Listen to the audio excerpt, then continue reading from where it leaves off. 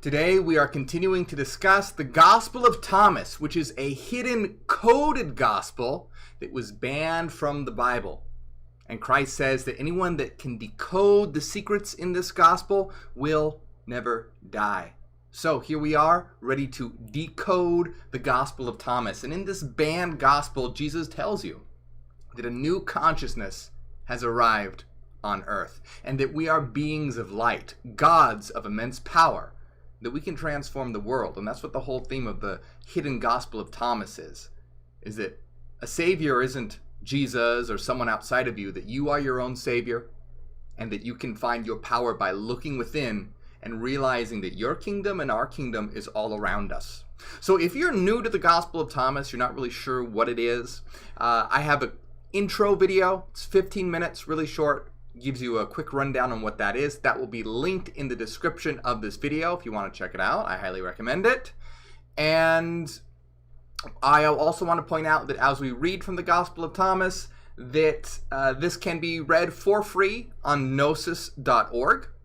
And also, I will be making my live stream lecture notes available to Patreon supporters. So I'll have that up on Patreon for you guys to be able to check the notes from this video. And we're going to try and go a little faster this time, because last time we only got to about 33 verses, and I don't want this to be too many parts, so we're going to go a little bit faster today, but there are some excellent verses that we are going to be decoding from this banned Gospel of Thomas. And one thing that I want to make clear, because if you are new here, you might be a little bit confused as to why sometimes it seems like I speak out against Jesus and sometimes I speak pro-Jesus. Well, I want you to realize there are two very different versions of Jesus. There's the Jesus Christ of mainstream Christianity, which I am absolutely against, and then there is the Jesus of Gnostic Christianity, which is a huge improvement. So there are two different interpretations, two different versions of Jesus Christ, and this Gnostic version is completely different from mainstream Christianity. Whereas in mainstream Christianity, you have to worship God and repent for your sins and, have faith in Jesus Christ.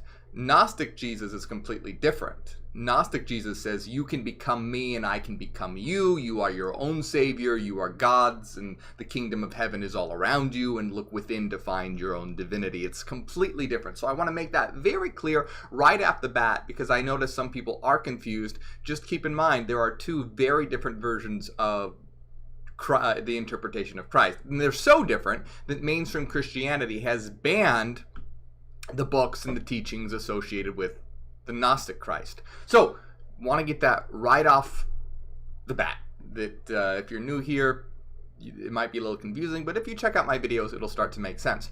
But we are going to begin diving into the secret Gospel of Thomas, the Lost Gospel of Thomas, and this is a whole playlist. If you want to check out all the videos in this series, this is part of a playlist, and my intro video is linked in the description of this video. It's not part of the playlist, but maybe I will make it part of the playlist. We'll see. But check it out, and let's get started. So where we last left off in decoding the Gospel of Thomas, Christ was talking about how once you understand what you are and what reality is, don't hide this information. Go out and spread it. You don't hide a light under a bush. You spread it for the world to see. And we were talking about how we need to create new terra by spreading this information, fortifying the citadel on the hill that cannot be ignored and cannot be taken. And we are going to continue from that point. And we're starting off with number 34.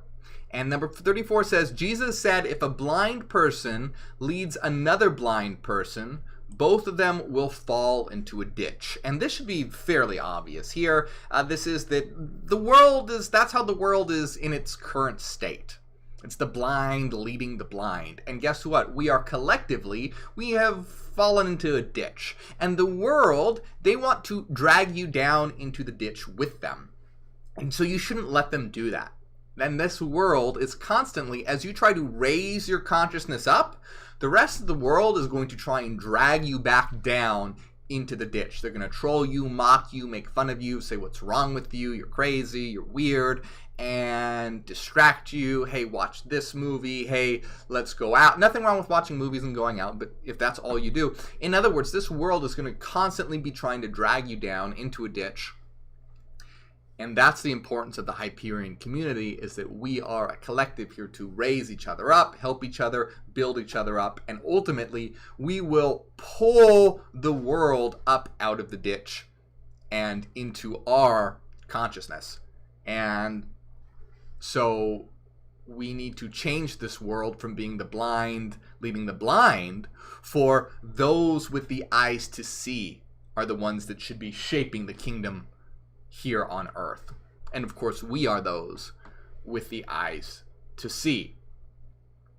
Jesus said, do not worry from morning to evening or evening to morning about what you're going to wear. And again, this should be fairly obvious. Don't worry, we're going to get into more of the deeper verses in a moment. But again, this is don't be over obsessed with trivial things. Like, hey, there's nothing wrong with fashion and expressing yourself. That's awesome.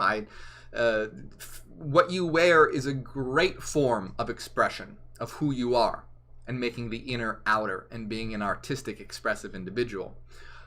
But don't get so obsessed. This is just a metaphor for don't become so obsessed with the trivial things of the world that you forget about what is truly important. Now, here's a more important one. I mean, not that the others aren't, but the meaning should be fairly obvious in the others. His disciples asked him, when will you appear to us? When will we see you? Jesus replied, when you strip naked without shame and trample your clothing underfoot, just as little children do, then you will look at the Son of the Living One without being afraid. So, what does this mean? When the disciples are asking Jesus, when will you appear to us? When will we see you? Obviously, if in this story Jesus is right in front of them, they must mean something more. There must be some code or metaphor going on, because Jesus in the story is standing right in front of them. So what does it mean by when will we see you? What this means is when will we understand your consciousness? When will we be able to be at the level that you are at, so we will truly see you?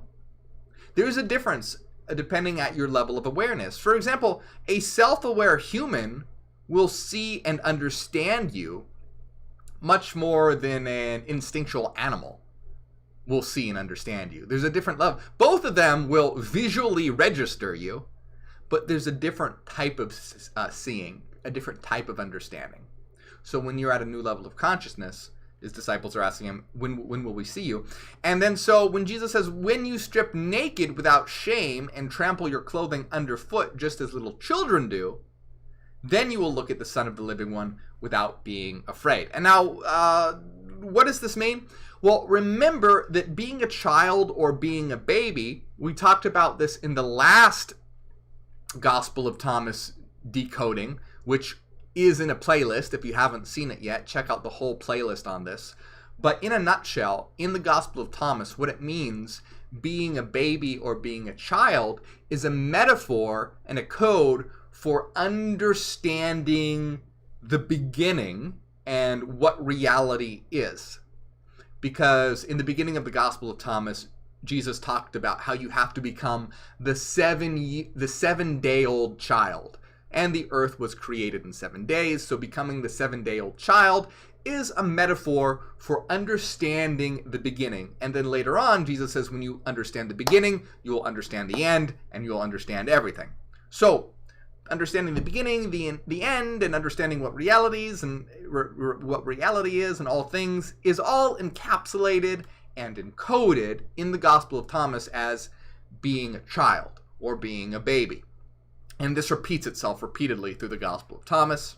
And again, when you strip naked without shame and trample your clothing underfoot, just as little children do, this is a metaphor for understanding that we are more than our bodies. We are more than our avatars. Our avatars, our bodies, are just like the clothes that we wear. So when you understand all things, when you understand that you aren't your body, then you will see the Son of the living one without being afraid. Then you will recognize the consciousness that is in front of you, and you will attain that consciousness.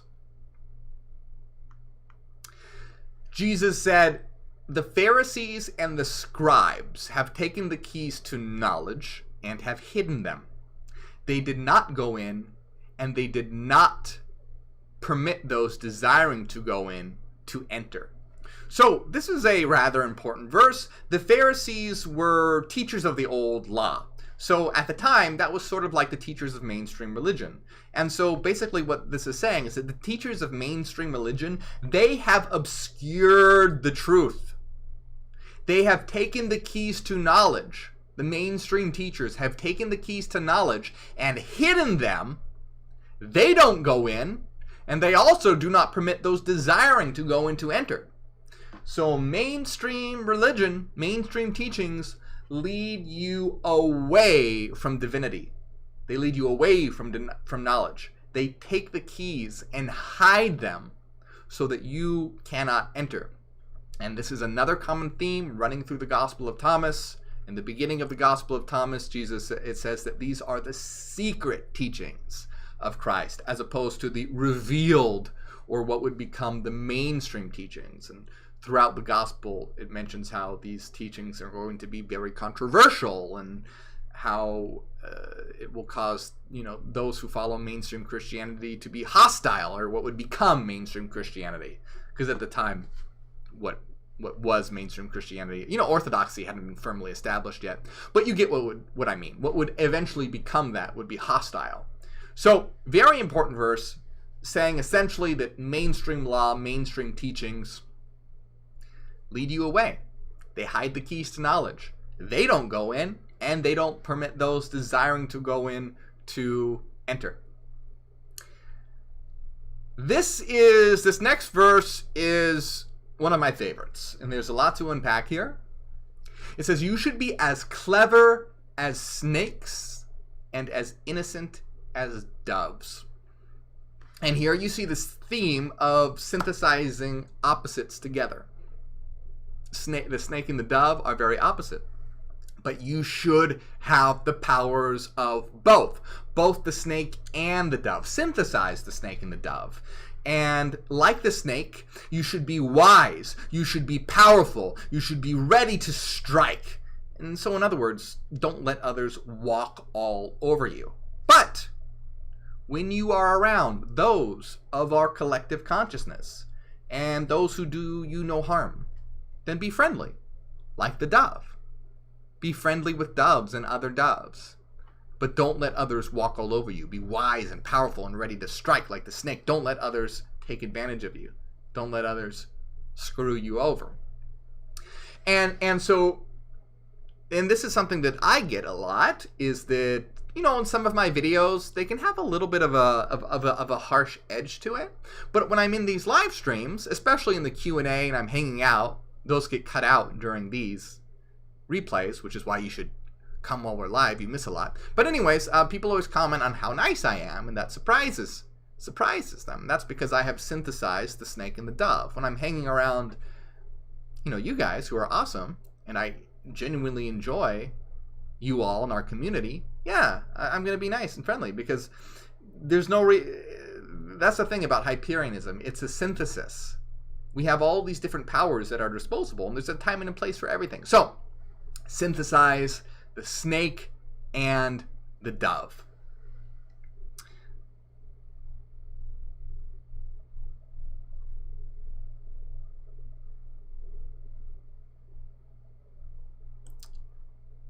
You know what? I'm going to continue real quick. Just give me 2 seconds, because my air conditioner is on and it's freaking cold. So just hold on.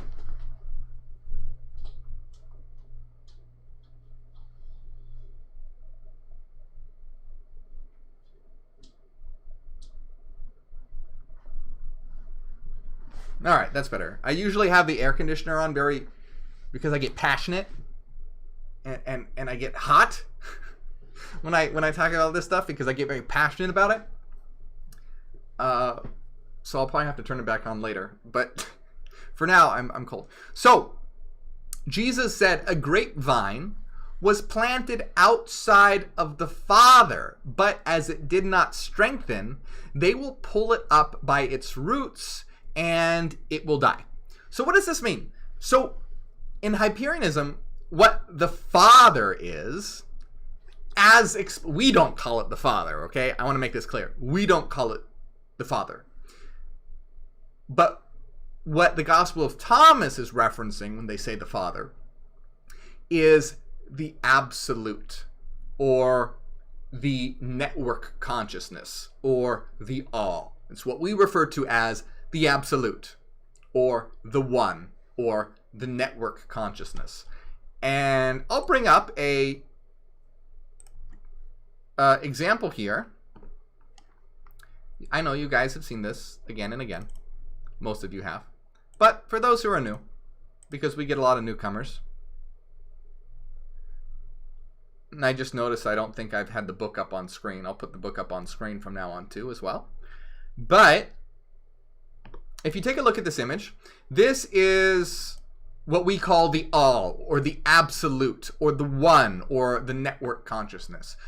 Most commonly we refer to it as the absolute. So in the Gospel of Thomas, what they're talking about for the Father, we don't call it that. I'm not a fan of applying gender to something that is genderless. It's not male, it's not female, it just is what it is. It's a collection of monadic minds. So that's what it is. It is a collection of monadic minds. If you look at each one of these circles represents an individual monadic mind, me, you, everyone, and then together we form the collective, the absolute, the network consciousness, the one, the all. And it is something that is comprised of us. It is what we are. And this is why in Hyperianism you need to cultivate the three perspectives, the triadic perspective of avatar, monadic, and absolute. And understanding the absolute perspective is realizing that from a certain perspective, we are all one. We are all each other. And this is why Christ says, we read this in our last, I think it was, I don't know if we read it or if we haven't gotten to it yet.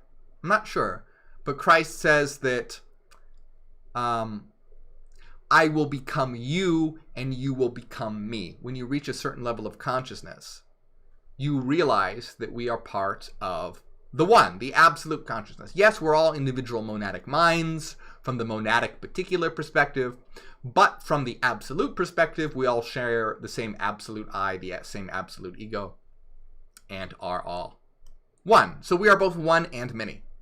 It's not a contradiction. It's perfectly mathematically valid. We are both one and many. Now, so what does this have to do with anything? Well, a grapevine was planted outside of the Father, but as it did not strengthen, they will pull it up by its roots and it will die.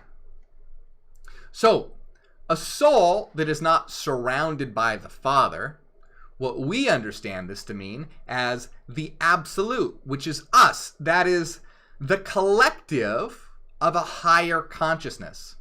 So instead of it being surrounded by a collective of a higher consciousness, what happens when it's outside of the absolute? It isn't literally outside of it, because it literally can't be. Everything is within it. But what it means is it hasn't obtained the level of consciousness to understand what it is. So in that sense, it's outside of it. It's not ontologically outside of it. It's outside of it with regard to psychologically.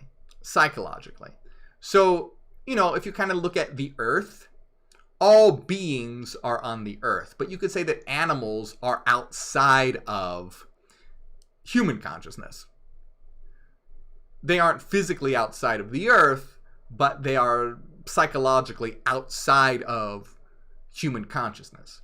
So I think you probably get what I'm going for here, what I'm saying here. When it comes to the absolute, ontologically, we are all part of the absolute. But psychologically, not all of us, only very, very, very few of us, even very few Hyperions, have truly obtained absolute consciousness.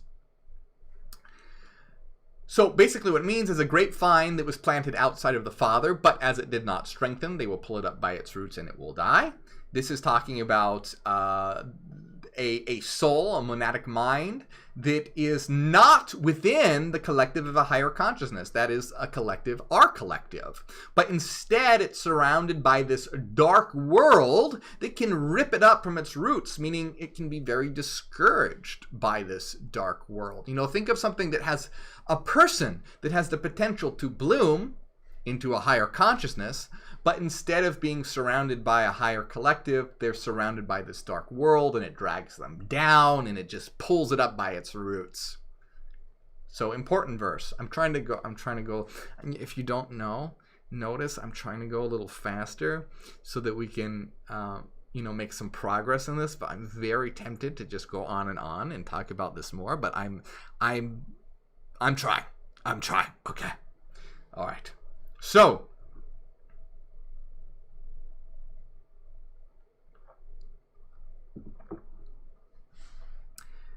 Jesus said, whoever possesses some will be given more. Whoever possesses virtually nothing will have what little he does possess taken away.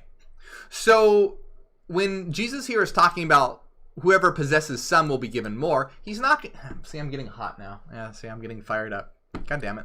Anyway, when Jesus is talking about whoever possesses some will be given more, he's not talking about physical things. He's not talking about physical riches. He's talking about knowledge. So, if you possess some knowledge, it becomes addictive. Right? When you start to understand what you are, what reality is, and start to integrate this, it starts to become addictive. And you will want more. If you possess some knowledge, you will go out and seek more knowledge. I'm sure so many of you can, relate to this, how it does become like an addiction. More knowledge, more light. More knowledge, more light. And those who possess no knowledge, well, guess what happens with them? They become just obsessed with trivial worldly affairs, junk TV, celebrity gossip. There's nothing wrong with a little bit of this. But if they have no knowledge, they just become obsessed with all these trivial worldly affairs that are empty, like junk food, and it just degrades and degrades and degrades and degrades and degrades. So whoever possesses some will be given more. Whoever possesses virtually nothing will have what little he does possess take them away. When you have some knowledge, you will become addicted and strive and seek more and uncover more knowledge. When you have hardly any knowledge, you're not going to really care about it. You're going to get addicted to worldly affairs like junk TV, and it's going to degrade your mind, and you will not be on any sort of path that will lead you to an apotheosis. Jesus said, "Be one of those who pass by." Well, we know that we are visitors. We incarnate again and again. It means don't be so attached to trivial worldly affairs.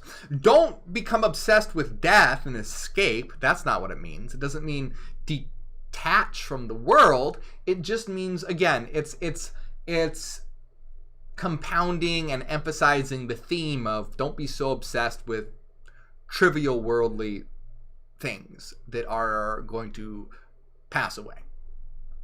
And again, nothing wrong with some of them, but just don't be obsessed.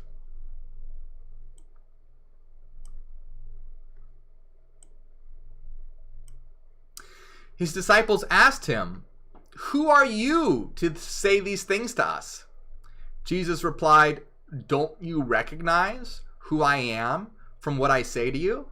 And I love this verse. This is an example of the ad hominem fallacy, and something that I get all the time. Basically, when they're saying, "Who are you to say these things to us?" They're like asking Jesus for his qualifications.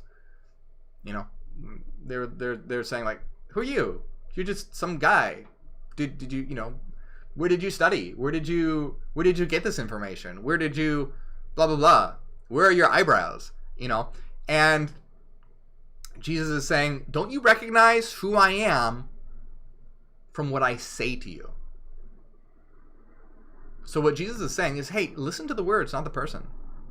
The truth in his words reveals Christ's divinity and authority. So if you understand his words, you would recognize who he is. And that's basically what he's saying here. Doesn't matter. I don't have to be.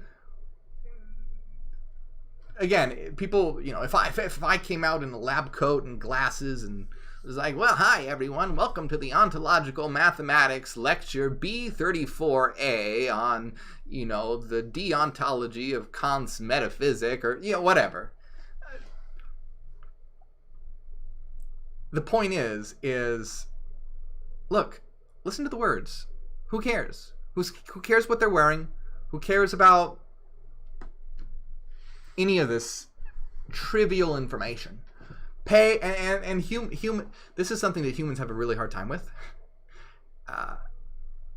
People are constantly obsessed over, who said this? Was it a prophet? Was it an alien? Was it a scientist? Was it Neil deGrasse Tyson? Was it? It doesn't matter who you come. Like what.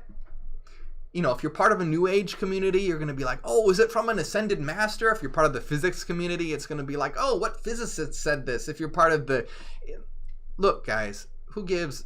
And this is exactly the point here. When his disciples asked him, who are you to say these things? And Jesus like, hey, don't you recognize who I am from what I say? Isn't that what's important? Isn't that what matters? Listen to the words. Listen to the content. That's what's important. Ad hominem is a really important fallacy to understand, by the way. And the Hyperion Source just recently did a great video on ad hominem. If you haven't subscribed to them, you should. They are an excellent Hyperion channel here on YouTube. Once again, called the Hyperion Source. Really great resource for understanding Hyperionism. So,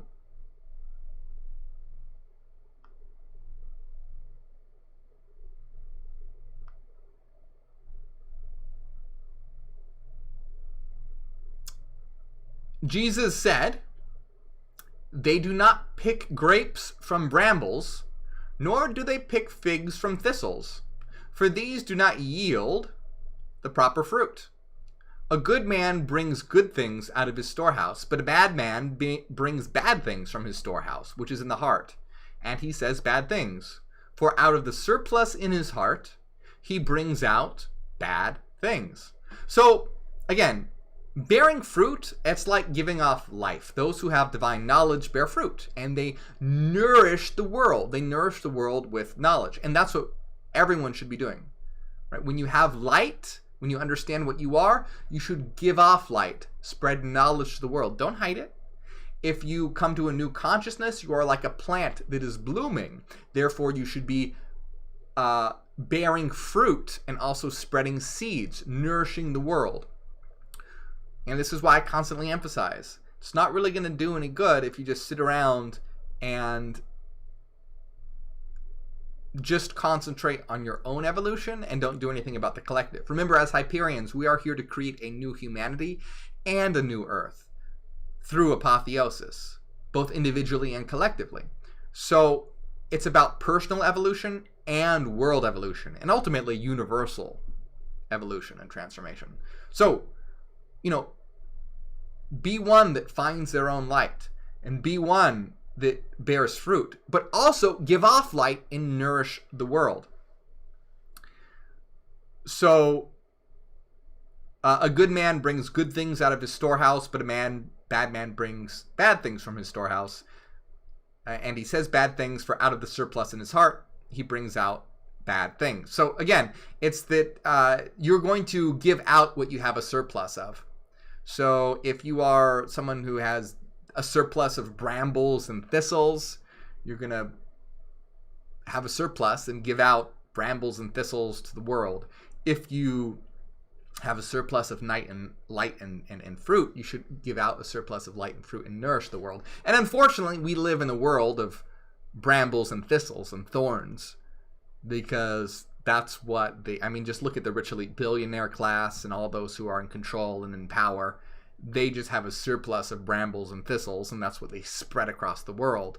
That's why in a new Hyperion society, in New Terra, we want to make sure that those who are in leadership positions don't have any self-interest in mind, but have the interest of the world collective, that are meritocratic, are compassionate, have the interest of others and the collective in mind, are rational, and that they have this surplus of fruit to be able to nourish the world. That should be at the forefront of anyone in a leadership position. Their goal should be to create a healthy world and nourish the world so that every citizen can reach their true divine potential. That's what New Terra is all about. It's about creating a world where the teleological goal of the world is to create a society of the divine, where every single individual is given the nourishment, that is the opportunity. Everyone should have equal opportunity to be the best versions of themselves they can possibly be and step into their divinity and step into their apotheosis. And this entails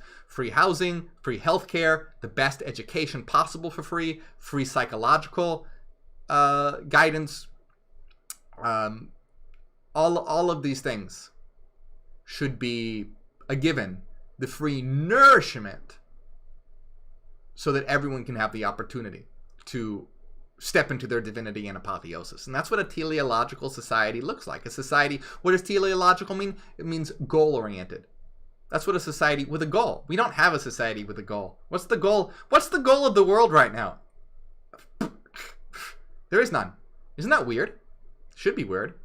This world has no goal. It's like, oh, plop. We're plopped here in this. What do we do now? I don't know. Everyone's just kind of fighting with each other and sort of like, I guess like maybe we should buy stuff and maybe like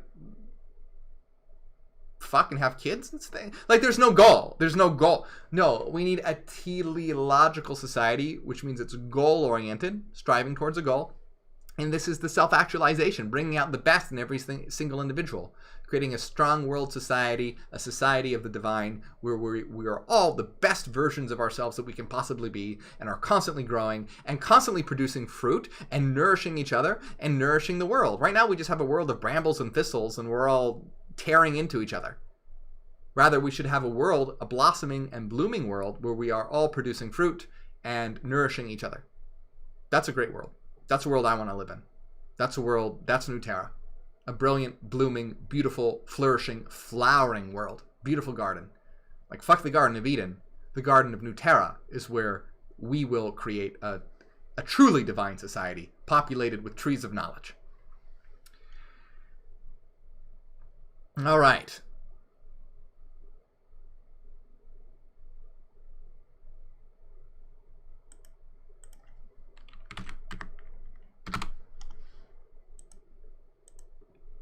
I want to make sure that I actually have the book on screen, which I do. That's good.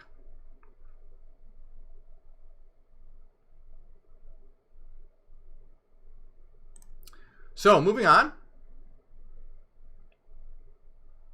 Let's get some Hail New Terras in the chat, by the way. Hail New Terra. Jesus said, "From Adam to John the Baptist, no one born of a woman is above John the Baptist, so that he should not lower his eyes. But I have said, whoever among you becomes like an infant will know the kingdom and be greater than John." All right, there's a lot to unpack here. So let's see what's going on. It's like, what? No one born of a woman become an infant? What's going on here? So, first of all, I mentioned this last time. This might seem sexist, but I've told you, and this occurred in our last reading. Again, check out the playlist for all the readings. This whole idea of no one born of a woman. And it was like, well, what? What does that mean? That sounds kind of sexist. That's weird. But remember, I told you what this is a code for, and I told you this would pop up again. Because if you think about it, what does it mean to not be born of a woman? Clearly, every single one of us is born of a woman. So what not being born of a woman is code for, and I explained this last time, is code for understanding that you are an eternal soul, an eternal monadic mind. So not being born of a woman is a level of understanding, meaning you understand that you aren't just your body, that you aren't just your avatar. You have transcended the avatar perspective. Because if you're trapped in only the avatar perspective, that's symbolic for everyone born of a woman. Because they all have bodies. That's associated with physicality. That's associated with physicality. Now, I want to emphasize, I don't like this wording. Even though it's a code, even though it's a metaphor, I don't like associating gender to it because it can be misinterpreted by people who aren't very smart. And they can use it as an excuse to be sexist. So I want to make it clear. I'm telling you what the code and what the metaphor means, but I want to make it clear from a personal perspective, from a Hyperion perspective. These gender metaphors can be problematic. Okay, so I want to make it clear I'm not a fan of that, but I'm letting you know what this means. Okay, so Jesus, from Adam to John the Baptist, no one born of a woman is above John the Baptist, so he should not lower his eyes. Now, no one born of a woman, I'm sorry. But I have said, whoever among you becomes like an infant will know the kingdom and be greater than John. All right, so just to emphasize here, if you aren't familiar with Christianity, John the Baptist is a highly revered teacher. So John is sort of symbolic for he was a highly revered teacher, John the Baptist. So, in mainstream Christianity, John is who baptizes Jesus. But I have said, whoever among you becomes like an infant will know the kingdom and be greater than John. Remember, again, there's a lot of codes and metaphors going on in these couple verses here. There's a lot. We have born of a woman, becoming an infant, knowing the kingdom, John. All this is codes and metaphors. So, when you become like an infant, you will know the kingdom and be greater than John. Remember that becoming an infant, becoming a baby, becoming a child is a metaphor for understanding creation, the beginning, what reality is. Beginning, infant is associated with the 7-day-old child, which references creation, references the beginning. And it was said, when you understand the beginning, you will understand the end, because this is a cyclical reality. So when you know the beginning, you know the end, and thus you know you are eternal, because when you know that you were at the beginning, you will know that you are at the end at the same time, because the beginning is the end. And since you are at the beginning and the end simultaneously, you are eternal, because you have no beginning and you have no, because you are at both. The beginning is the end. You realize you're part of a cyclical cycle and that you are eternal. So I'm trying to go a little faster here. So if you want to know more about that, watch the last video in this playlist. It explains that in more detail. But essentially, what's going on here is that when you understand that you are eternal, you will know the kingdom. You will know what reality is, and you will be greater than John. You will be greater than even what is considered one of the highest teachers.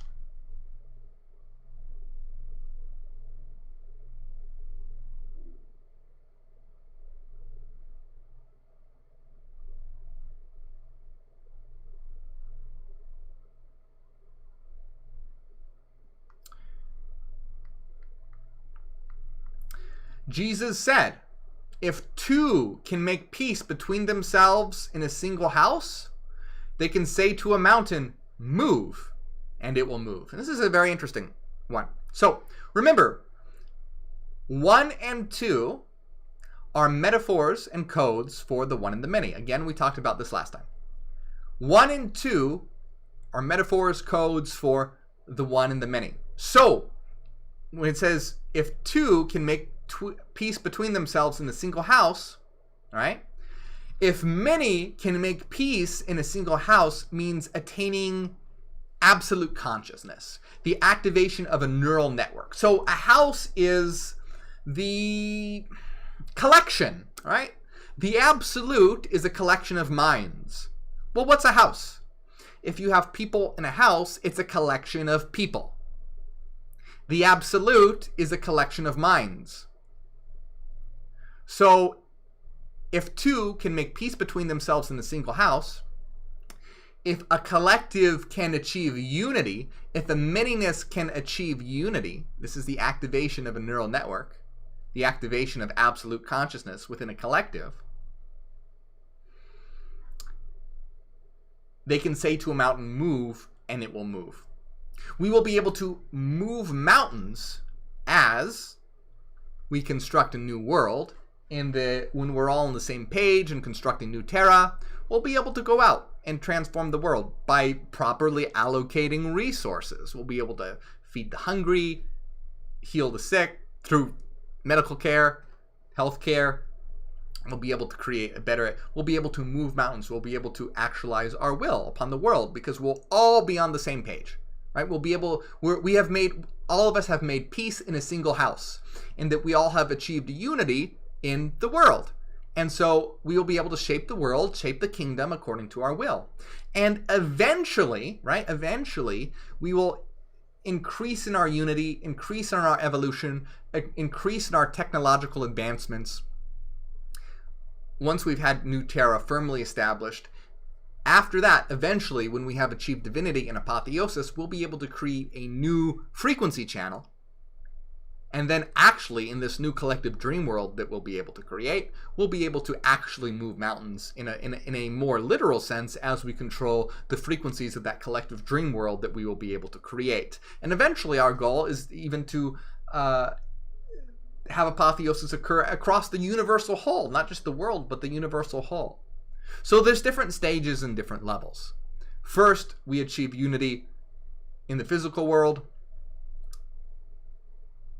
coming together, creating new terra, allocating resources properly, creating a properly maintained economically, educationally, teleologically, meritocratically, every way that you can imagine, cohesive world society where everyone is intent on achieving their divinity. We can actualize our will. We can metaphorically move mountains. We'll be able to literally move mountains once we eventually, and it's going to take time, eventually reach a level of apotheosis, mental evolution, unity, and technological advancement, where we will be able to create a new frequency channel and then actually more literally be able to move mountains.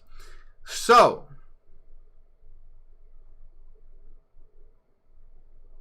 we're continuing with this theme of unity, where Jesus said, "Blessed are the single ones and the chosen ones, for you will find the kingdom. Because you emerged from it, you will return to it."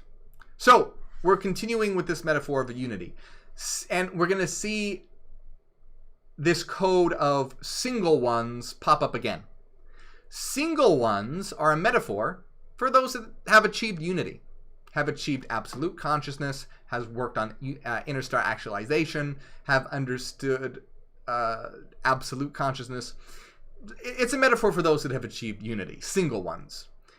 And then because you emerged from it, you will return from it. You emerged from the source singularity, and you know you have, thus you know that you will return to it. You know what you are, you know where you came from. When you achieve being a single one, or achieve this unity consciousness, you know what you are. You know where you are. You know why you are here. You know all these things. You know where you came from. You know where you are going.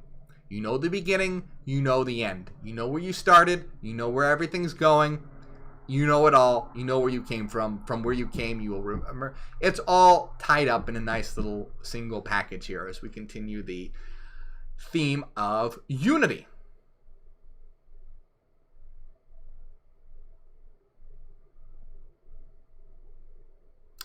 This next verse, very important, extremely important, and with the theme and the topic of today's video, the title of this video.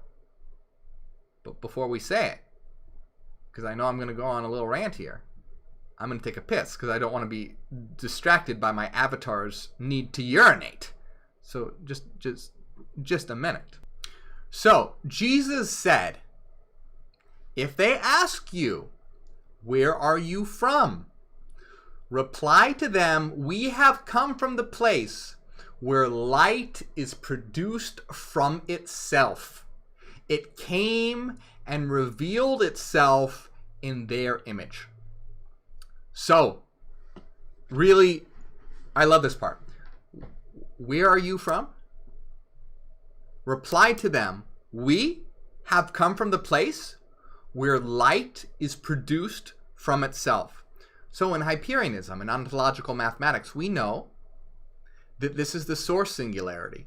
The source singularity is a domain of pure mind, which is pure frequency, which is pure light. These are all different words for the same things. Mathematics, in ontological mathematics, mathematics is ontologically frequency, which is ontologically light, or what we refer to as inner light, light from its own perspective, from its own absolute reference frame. So light is thought, is frequency, is mind, is mathematics.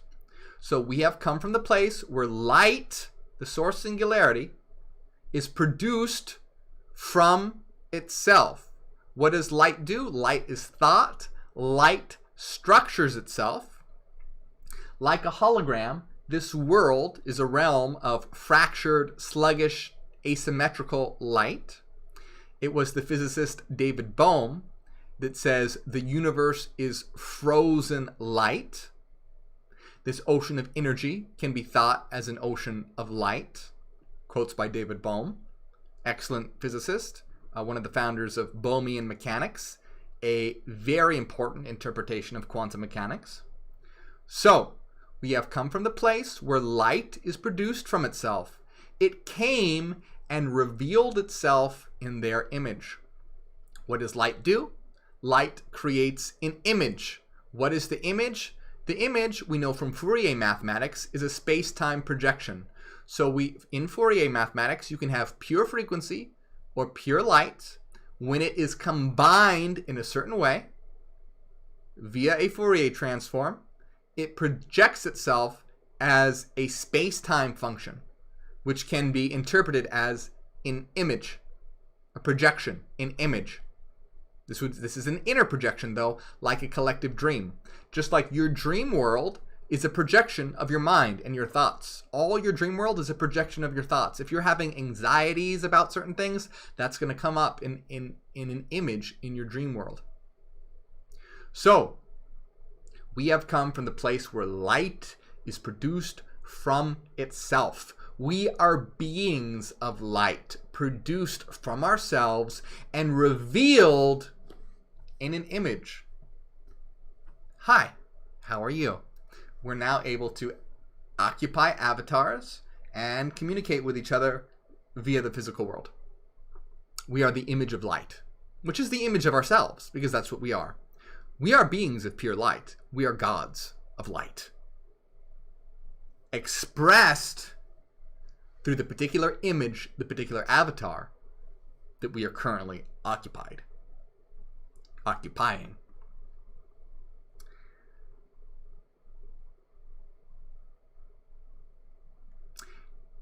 If they ask you, are you it? Reply to them, we are his sons. We are chosen ones of the living Father.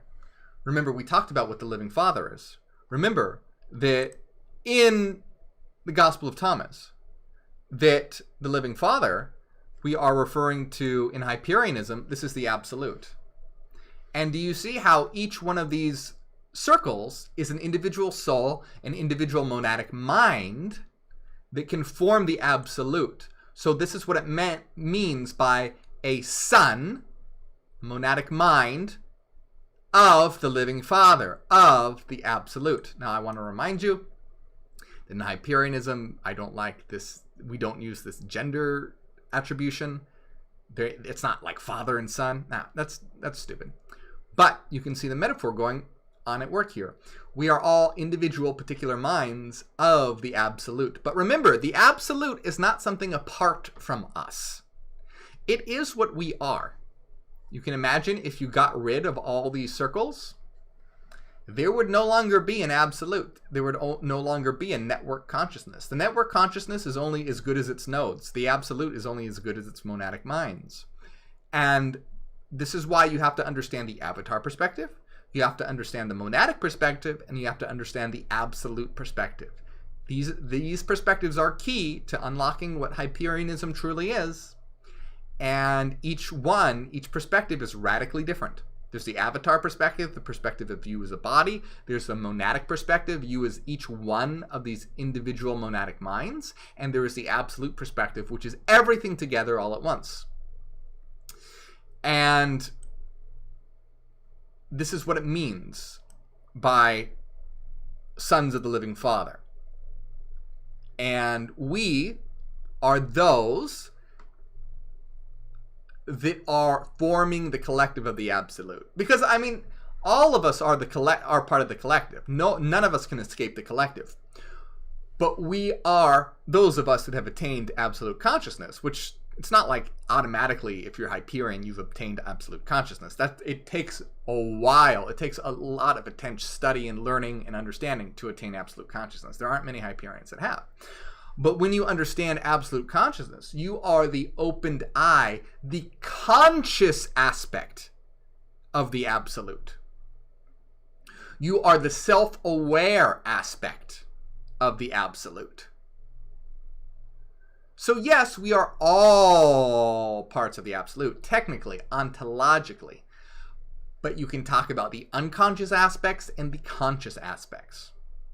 We, who have attained absolute consciousness, are the consciousness of the living Father, to use the terms of Thomas, which I don't particularly like. But we are the consciousness of God, or we are the consciousness of the absolute. We are the awakened, self-reflective, self-aware nodes of the network. We have achieved network consciousness. Not just nodal consciousness, but network consciousness. And that's another way, if that's a more helpful way to understand it, I like these terms. You can also understand it as avatar, nodal, and network perspectives. You can have the avatar perspective, you as an individual body, the node or nodal perspective, you as an eternal monadic mind, and the network consciousness, you as the absolute, us as the universal network. Different ways to understand it, right? That's a good way to understand it from a computer science perspective. Whatever is helpful, everyone understands it in a different way, okay? But these three perspectives, okay, avatar, monadic, and absolute, are key, and that's what's being discussed here.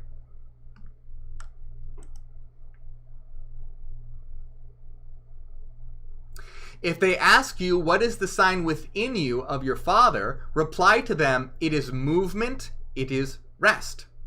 And so what is the sign? It is movement and it is rest. And see how these are diametrically opposed? Well, seemingly diametrically opposed, but really they're just dialectically opposed. And we know that dialectics form a synthesis. So it seems like a contradiction, but it's not a contradiction. So when we look at the image of the absolute, or in Thomas, what they call the Father, just please don't call it the Father, unless you're creating a esoteric form of Christianity or something, but still, I don't like. Yeah, just don't call it the Father, okay? But anyways, when they're talking about, don't do that.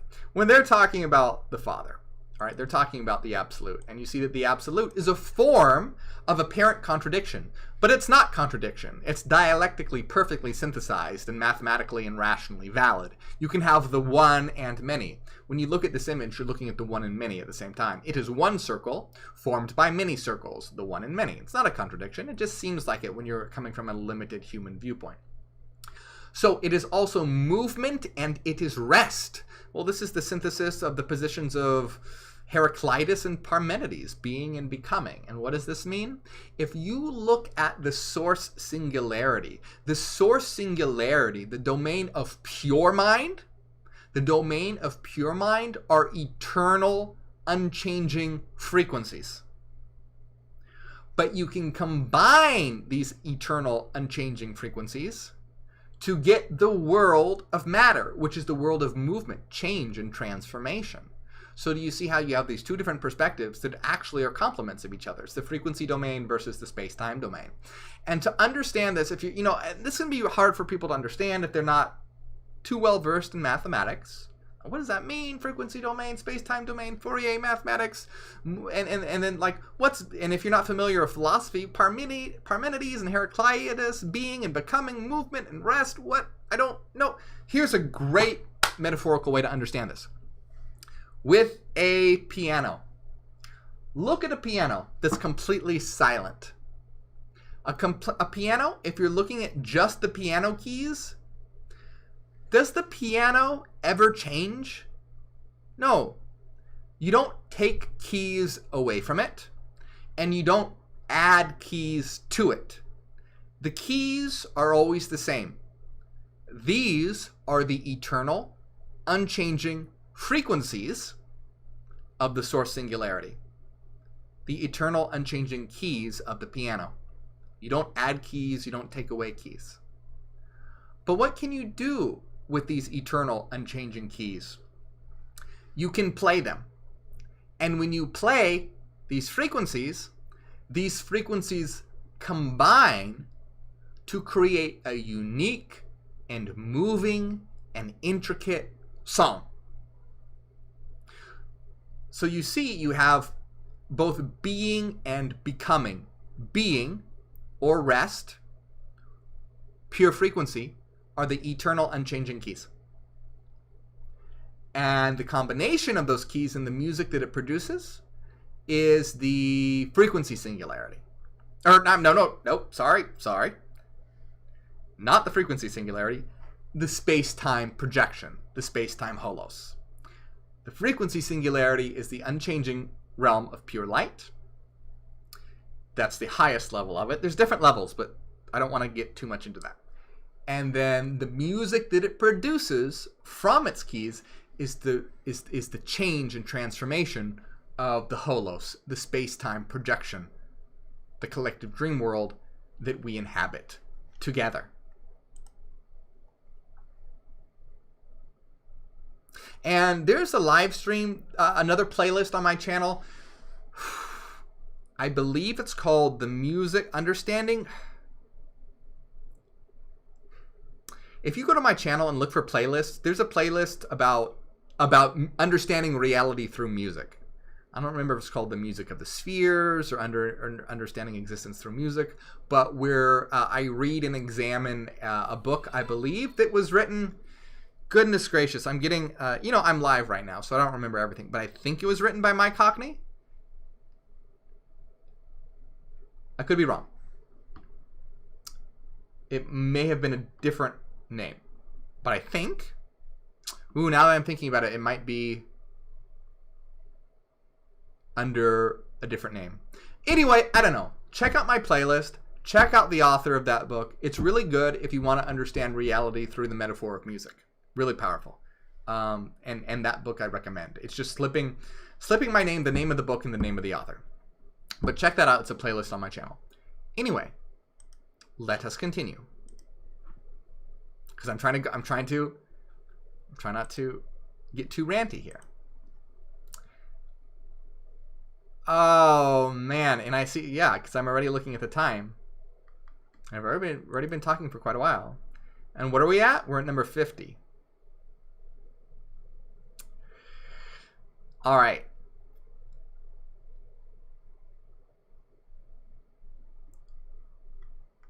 Oh man, there's just so much to dig into. All right, let's keep going. Let's keep going.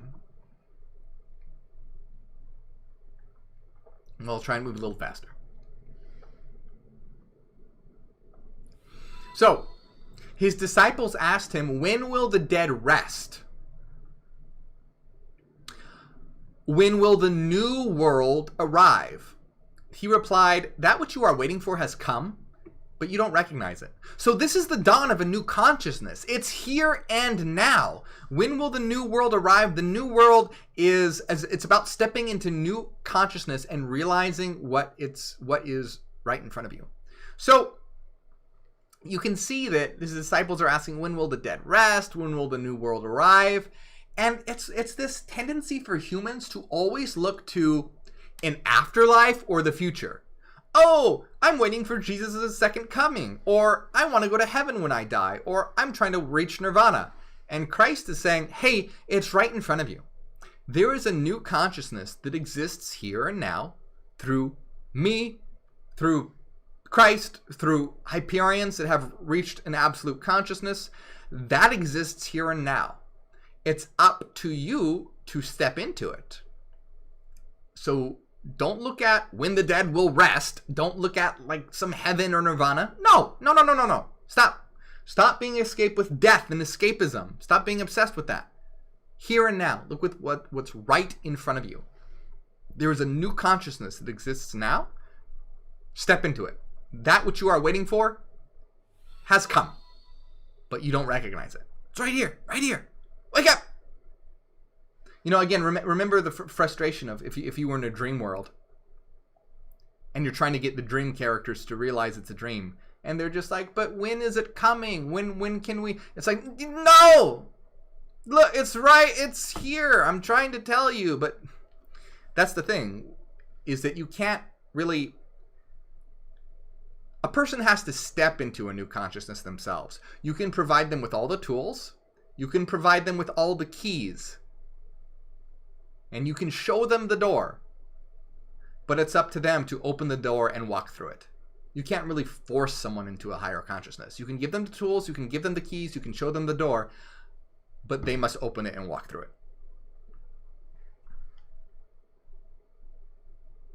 They said to him, 24 prophets spoke to Israel, and they all spoke of you. He responded to them, you have deserted the living one who is with you, and you spoke about the dead. Again, stop being obsessed with the dead. Who cares what dead prophets had to say? Why are you focusing on what dead prophets said rather than listening to the living one right in front of you? And again, he's not just living in that, like, physically alive, but living in that he knows what he is as an eternally alive. Don't be obsessed with dead prophets. Don't be obsessed with, you know, all these ideas of what, you know, again, this is another form of trying to find some outside authority or legitimacy. It's like, stop. Like, I'm right here in front of you, talking to you. You're so obsessed with the dead, you're missing the living that's right here and now in front of you. And I've said this a lot, you know, don't get obsessed with, was Jesus a real person? Did he really exist? Who cares? Look at the information and judge it by that. And I've said it before, you know, if 1,000 people from now are arguing about, was Morgue a real person? Did he really exist? Or was he made up? Was he a fictional character? Did Morgue I don't care. I don't care. Look at what I said and judge that according to logic and reason. Judge what I'm saying. Don't. And again, if Jesus was in front of you right now, speaking to you through another avatar, right now, incarnated, right now, in front of you, he would say, don't be obsessed whether I existed in the past or not, because you're missing the fact that I'm talking to you right now. Listen to what I'm saying right now. And that's what is being said and what is happening. Don't be obsessed. Don't, and he's saying, you have abandoned the living one for the dead. So do you see this continual emphasis? Don't be obsessed with the dead. Don't be obsessed with life after death. See what's right in front of you. See who is talking to you. See what words are being said. Recognize it. Step into it. Actualize it. Do not abandon the living for the dead. Extremely important. Extremely important. Recognize what's happening right now, right here in front of you. And I'm saying it a lot because I'm trying to communicate something. And some people will be like, why is he just repeating himself over and over and over?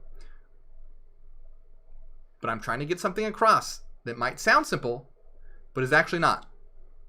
And remember how I said that you can give people the keys, you can show them the door, it's up to them to step through. The reason why I'm repeating it and why I repeat certain things is because that's what I'm doing. I'm trying to communicate to you that there is a door in front of you right now. And it's there for you to step through, but you have to recognize it and have to see it. So that's why there's repetition going on here.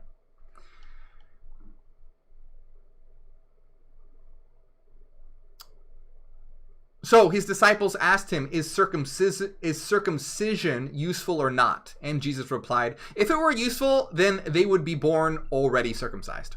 On the other hand, true circumcision in the Spirit is entirely beneficial. So again, Jesus is saying, hey, stop. Like, why do you care about dick skin? Stop. Do you see how the disciples are getting, like, stop focusing on the dead. Stop looking to the future. Stop focusing on life after death. Stop talking about your junk. None of this is important.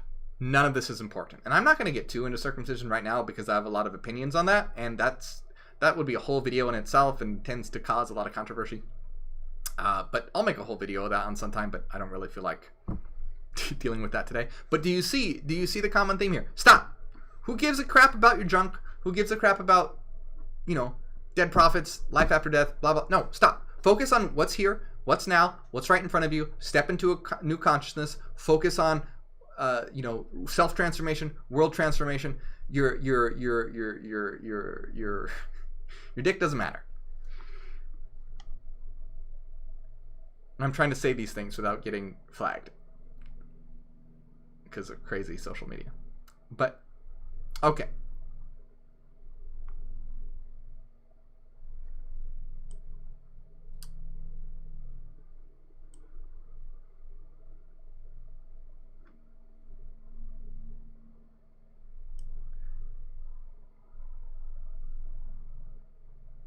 Jesus says, he who doesn't hate his father and mother cannot be a disciple of mine. He who doesn't hate his brothers and sisters and bear his cross as I do will not be worthy of me. This is about when you attain a new level of consciousness, this can cause conflict. And I'm sure that many of you have encountered this. When you start attaining a new level of consciousness, well, guess what? You start living your life differently. You start having new ideas. This causes conflict, and it can cause conflict with your friends and family, mother, sister, brothers. You can start to have all kinds of conflict as they're like, why have you left the faith? Why are you talking about these new ideas? And so basically when Jesus says this, that he's basically meaning that, hey, this is going to cause conflict, and that's part of bearing your cross, and bearing a cross is a metaphor for taking on a burden. So stepping into a new consciousness, that's no easy thing. I don't want anyone to get it. Everyone who's trying, and I want to tell you this, like everyone who's trying to sell you on some weird cult or fake thing, they're always like, oh, this is going to make your life so much easier, and you're going to become rich, and blah, blah, blah, blah, blah. Like, look, Hyperianism isn't about manifesting billions of dollars or making your life super easy. Stepping into a new consciousness is extremely difficult. This is hard work. This is not for the faint of heart. This is not for someone looking for the easy way out. This is the hard path, but it's the most powerful path for apotheosis. So this is hard work. It's going to be a burden. It's going to be difficult. It's going to cause conflict, with friends, family, stuff like that. But this is what happens. We have chosen the difficult path. Because stepping into a new consciousness is not easy. It's very, very, very difficult. Very difficult. So be ready to, in this metaphorical sense, bear the cross or bear the burden of having a new consciousness is a burden. That's why, I talk about stepping through the door. Once doors have been opened, they cannot be shut. So, if this is not for you, that's fine. Like, look, I'm not trying to convince you that I'm basically saying that this is a difficult path. Don't mistake it for anything that it isn't. This is hard. This is difficult. But oh man, is it rewarding, and oh man, is it astonishing. Remember at the beginning of the secret Gospel of John, or the Gospel of Thomas, Christ says, when you understand the secret, first you will be disturbed, then you'll be astonished. Then you will rule over the all. That's the process. You're going to be disturbed, but then you'll be astonished as you realize the grandeur of reality and what you truly are.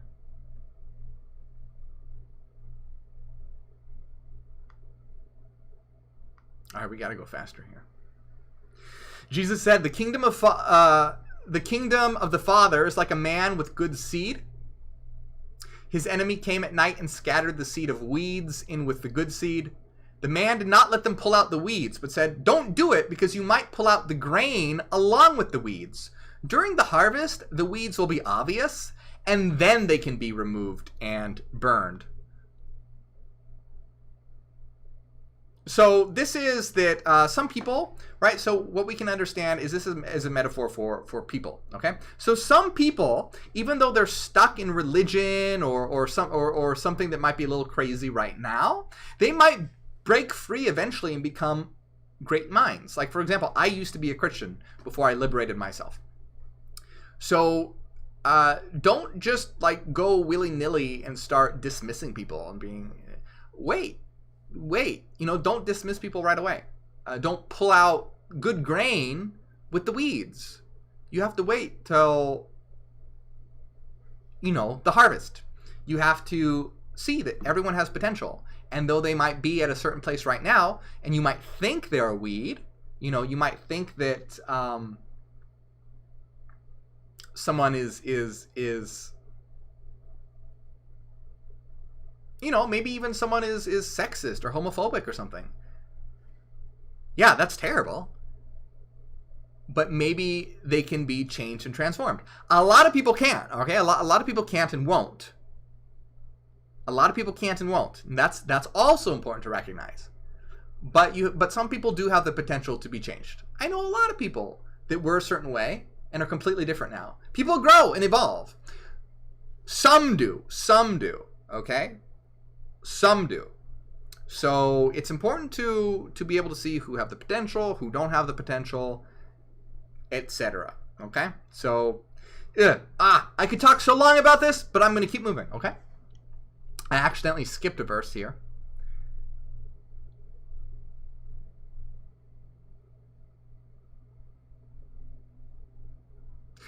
Jesus said, whoever has known the world has found a corpse. Whoever has found a corpse, the world is not worthy of him. So a corpse is inanimate. It's unmoving. It's without life, right? You find a corpse, it's a body. It's an empty body, dead body. But it can be made animate by giving it life, all right? A corpse is dead, but it can be animate if you give it life. New terra will animate the world. So right now, the world is sort of like a corpse. It's like a dead body. It's inanimate. Capitalism and the rich elite have turned the world into a corpse, this dead machine. But Hyperianism will restore life by ordering the world and creating new terra as one world, a living mind. So giving life, restoring life to this dead, inanimate, corpse-like world.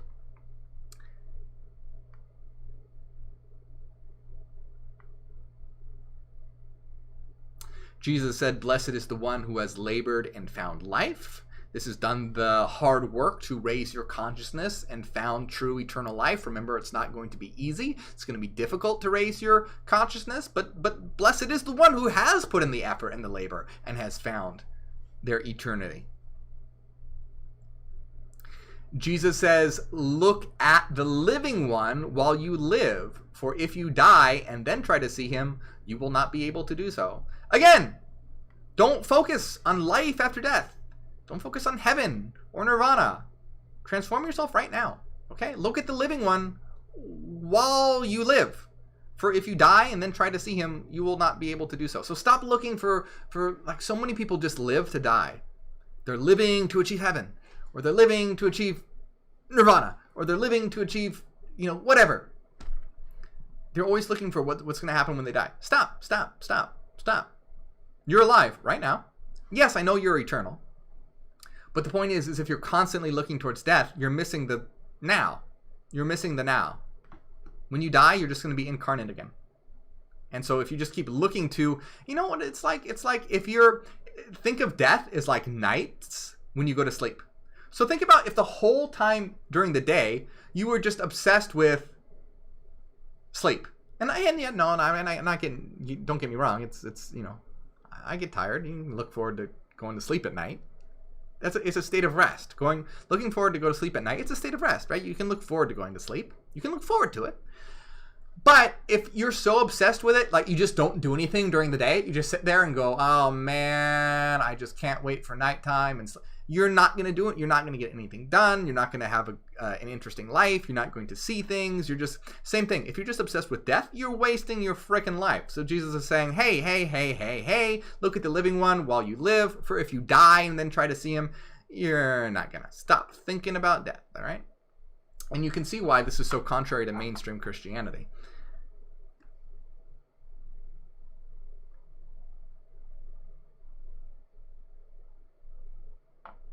They saw a Samaritan going into Judea carrying a lamb. He asked his disciples, "What do you think he will do with that lamb?"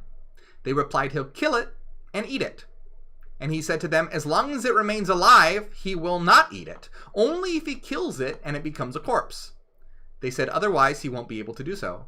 He said to them, "You too must seek a place of rest, or you may become a corpse and eaten." This is, again, the continual emphasis on not becoming obsessed with death.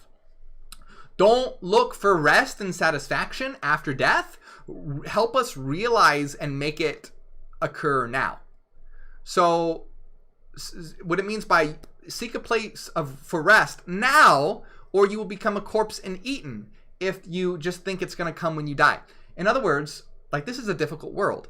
It doesn't need to be difficult. We, as Hyperions and as Neuterans, can create a new world that's beautiful and where we can rest here and now. Rest in addition to work and in apotheosis.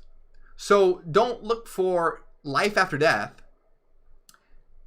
Don't look for, you're going to become a corpse and eaten. Find your, and I know that I just said that, night and sleep is like a time of rest. But what's being said here is that you need to find a way to rest while you're alive, so that you're not obsessed with death. Because that's like, hey, you're going to be a corpse, you're going to be eaten. We can, by establishing a new world and new terra, and that's why we want to create shadow zones, Dionysian zones, zones of experience, zones of fun, and also zones of rest. Like, we want to have it all here and now.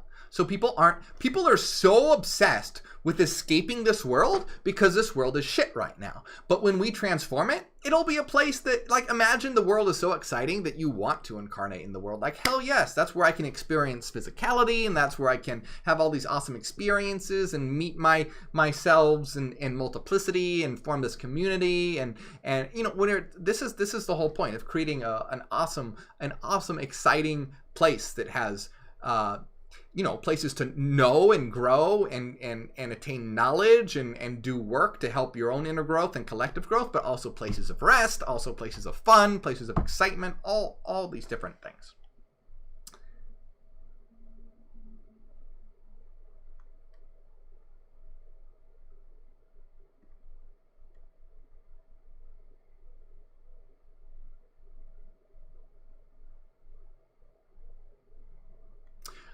Therefore, I say that if one is unified, he will be filled with light, but if one is divided, one will be filled with darkness. So if you're familiar with Hyperianism at all, this should be, pretty apparent.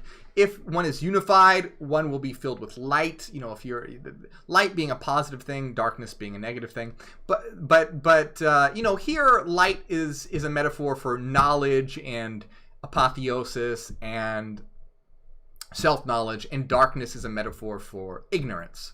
So understanding the Gospel of Thomas's code or metaphor, if you're unified, you're filled with light, but if you're divided and fractured, you'll be filled with ignorance. But don't mistake this for Hyperion's understanding of light and dark. Remember, we're beings of both light and dark, but we're not talking about knowledge and ignorance when we talk about light and dark. We're talking about synthesizing all opposites within. We're talking about the shadow self. We're talking about all aspects of ourselves being well integrated and unified, not denying our darkness. I just want to clarify that in the Gospel of Thomas, they're using light and dark in a different way than when we use it as Hyperions. But the whole point is that when you are unified, you are filled with knowledge and a higher consciousness. When you are divided, you are filled with ignorance. And this is unity, self-unity, being a whole, well-integrated individual that has attained self-knowledge. Jesus said, I tell my mysteries to people worthy of my mysteries. This cannot be understood by all. Remember, these are the secret hidden teachings of Christ, not the orthodox mainstream revealed teachings of Christ. These are controversial, hidden mysteries, codes that only the select few can understand. So if you are beginning to understand this information, have pride. Because it's not easy.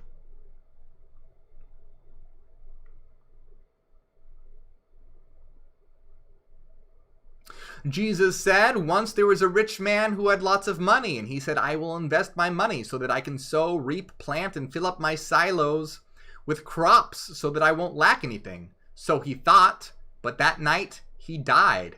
He who has ears, let him hear. If you can understand this, listen up. Don't get so obsessed with material things, sowing, reaping, planting, fill up my silos, because then that person died. Rather, what you should do is be focused on things that are lasting, such as knowledge.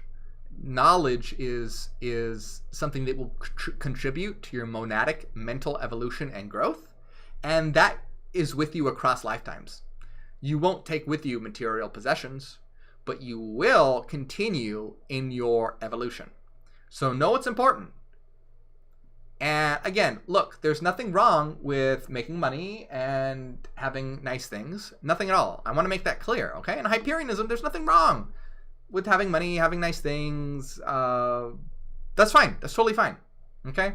We're not some aesthetic community that's like, oh, you have to live in rags and go on the street and give away all your money.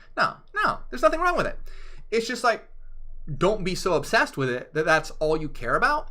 And you're so focused on that you're not doing any self-work, that you're not doing any self-knowledge, that you're not doing any self-growth. Because all that stuff, ultimately, yeah, it can be fun, but you're not going to take it with you when you die. Your monadic evolution, that is what's important.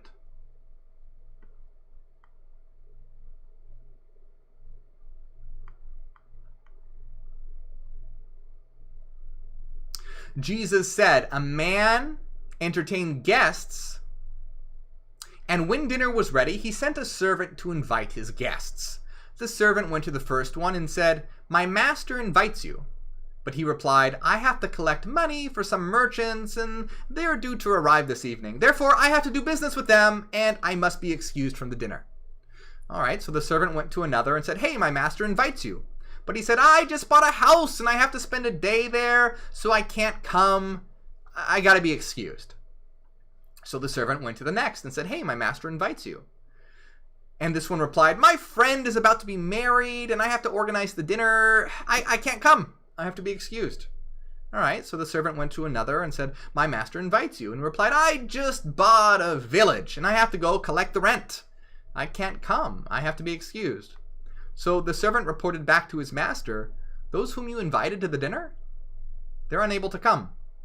The master said, go to the roads outside and invite anybody you can find to the dinner.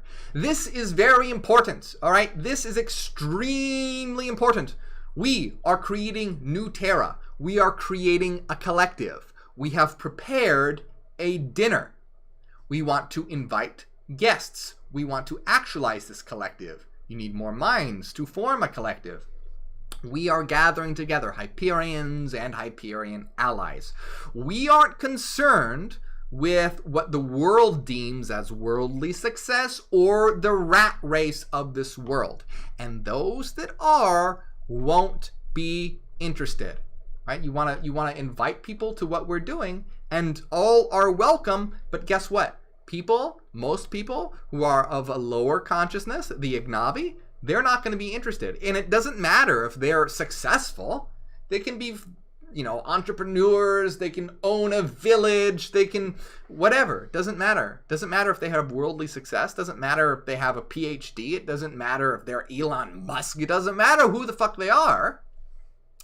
They're not going to be interested because they don't have the consciousness to see the dinner that we've prepared, and they're too busy managing their villages. They're too busy attending worldly events. So you can see this clear divide here, where we have prepared this dinner. We are preparing new terra. We are creating a collective. And all these people that may seem successful, guess what? Ultimately, they're Ignavi. They don't care about what we're trying to do. They're not going to be interested, and they're not the people we need. Go to the roads outside and invite anyone you can find to the dinner. This means, hey, we're putting up the flares, we're putting out the lighthouse for those with the eyes to see, for those with the ears to hear. This is why it's important to spread this information and share it to others. Because even the very next verse says, merchants and salesmen will not enter the places of my Father. This continues. Remember, the Father is the metaphor for the absolute consciousness. Merchants and salesmen, you got the entrepreneurs, you got people who are obsessed with worldly things. They're not going to enter into the collective consciousness. They are too obsessed with physicality. They're too obsessed with Ignavi and ignorant worldly things. Again, nothing wrong with worldly things, but that's all they're interested in. So we, as Hyperions, are sending up the flares, the lighthouse, to say, we have prepared this dinner. We are preparing a collective. We are preparing a gathering for New Terra. And those of you who want to come are more than welcome to join us at our table. Come to our dinner, partake in what we have to offer, and help us create a new world. And for those of you who are already at the table, this is our job then, to go out and find those who will join us for the dinner. So again, don't hide your light. Don't hide your knowledge. Spread the knowledge so that we can create a more abundant table, a more abundant dinner, that we can create a more powerful collective. Spread the seeds and begin to institute New Terra, that citadel on top of the hill that is fortified and powerful so that then none can ignore it and it can never be taken. That is what New Terra is, that citadel, that shining light and beacon on top of the hill that the world cannot ignore, that is seen by all and can never be taken. We are beings of light. We are gods of light. And we will create that beacon, that citadel of light on top of the hill. So let's go out there and transform the world. Remember that emphasis, okay? The big things to take away from this, all right? Don't be so obsessed with death. Don't be so obsessed with escapism. Our kingdom is here and now. It is just up to us to claim it by looking inside, actualizing our divinity, stepping into the new consciousness, which is dawning here and now, and actualizing through us, and then creating New Terra through our collective efforts. So once again, we did not get as far as I wanted to get. And I tried to go fast, but we will be continuing this next week, okay? Because we still have a lot more to talk about. There's so much more that I wanted to talk about that we didn't get to. So, and I don't want to, I tried to rush, but I don't want to rush too much because there's so many important things to talk about. So I want to be able to really get this information across. So I'm trying to go fast, but I don't want to go too fast because we'll skip important things. So we're going to be continuing this discussion next week. Very important. So if you're watching the replay, look forward to that. It might even be out already. Look at the playlist. If you are live right now, don't go anywhere because we're going to be doing a giveaway for one of my books right now. But I hope you enjoy this and see how important this is for us to spread this information, get it out there, because we have this dinner prepared. We have this collective that is being structured right now. And we must find those who can help us build New Terra and actualize it. And stop looking for life after death. Stop looking to dead prophets. Stop looking to... Just stop this obsession with death and step into life. Take life by the horns. Step into your power. Step into your power individually and collectively together with us right now. I want to give a big shout out to all our supporters on Patreon. Timothy, White Rabbit, John, Rex, Naruda, Rupfu, and Roger. Some of our top supporters. Thank you guys. Listed here. Thank you guys so much. If you want to support my work, consider supporting on Patreon with all the deplatforming on Facebook and on YouTube. Patreon is the best way to support my work, and you do get access to our weekly secret live streams. You'll be able to access all that and other things as well, such as I am going to be putting up my lecture notes for the Gospel of Thomas for patrons only. So definitely check that out. Consider supporting. It means a lot.